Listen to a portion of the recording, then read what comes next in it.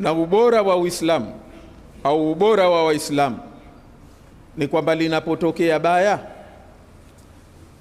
basi wanawaidhiana, wanakatazana, wananyoshana.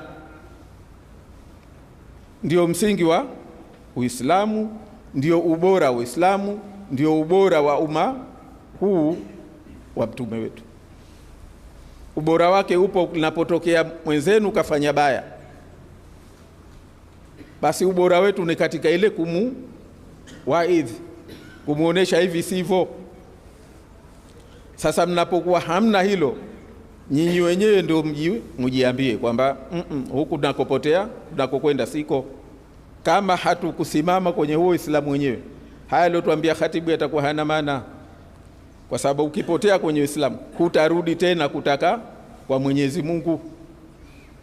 Utarudi utaona wewe mwenye nguvu ni mwenye madaraka, mwenye nguvu utaona ni mwenye cheo, mwenye nguvu utaona ni mwenye nguvu, utaona kwamba ni Mwenyezi Mungu.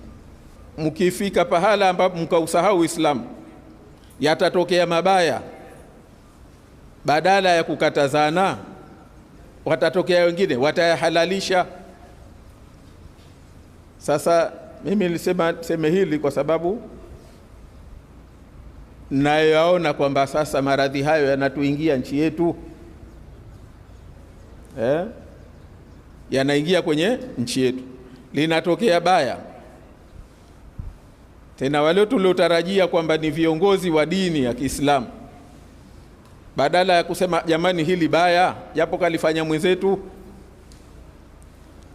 lakini unakuta hamkani katika kulionesha kwamba kulihalalisha na kulipamba lile baya ambalo limetokea, kutaka kulihalalisha na kumuona mbaya anayesema jamani hili kafanya mwenzetu, lakini hili baya, au sivyo, kwamba hili ni baya japo kama kafanya mwenzetu, lakini hili baya silo. Mwenyezi Mungu katufundisha, katupa mifano mingi. Ahli sabti, watu wa sabti waliofika pahala baadhi yao wakageuzwa kuwa nyani. Si kwamba kila mmoja katika waliokuwa nyani, si kwa sababu walikuwa na wao walikwenda kukaidi amri ya Mwenyezi Mungu wakaenda wakavua, siku waliokatazwa kuvua, lakini miongoni mwao ni kwa sababu hawakuliona baya lile ambalo wenzao walilifanya la kukaidi amri ya Mwenyezi Mungu kwa ujanja.